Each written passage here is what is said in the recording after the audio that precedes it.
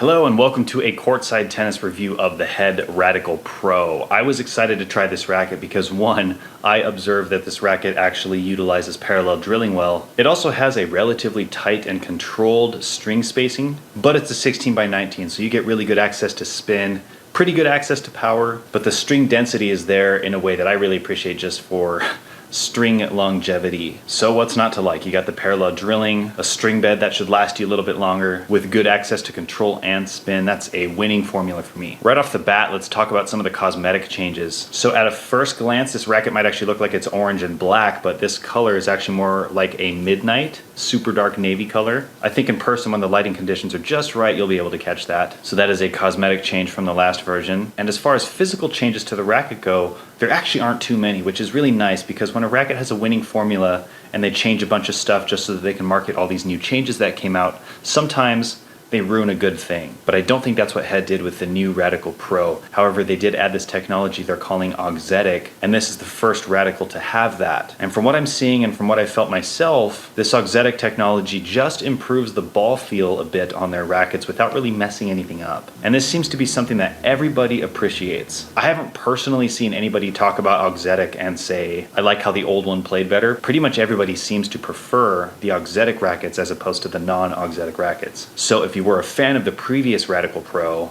definitely check this one out. So this is a racket I would recommend for intermediate and up players. It's a relatively accessible racket, but its swing weight is 325. It's not the lightest racket ever, but it's not the heaviest. It's got a flex rating of 64, which is personally right where I like a racket to be. It's not too stiff and it's not too mushy. It's kind of right in between where you get some control and some comfort from the flex, but you still get really good power and really good directional control. I think that mid-60s flex range is really, really good. The Radical Pro also features the thinnest beam of the Radical family. So while I wouldn't quite call it a thin beam racket, it does offer a little bit more control and comfort than some others might. Because there's a lot of power spin rackets out there that are sort of in that 26 millimeter beam range. This one's around that 20 to 21 millimeter range, depending on where on the beam you're actually measuring. So good control, good comfort, good power still. I think this is a really nice thickness. Overall, I'd say that this is a very versatile racket. I think if you play a heavy spin or flat game from the baseline, this racket can kind of do both really well. It's stable enough that if you really want to plow through a ball, you totally can, but it's also spin friendly enough that if you decide to put a lot of spin on the ball, you will get a lot of spin on the ball. So versatile racket that is also stable, which means it's good at net. It's a maneuverable racket, but it's pretty stable on the volleys. Yeah, honestly, it's hard to give this racket any kind of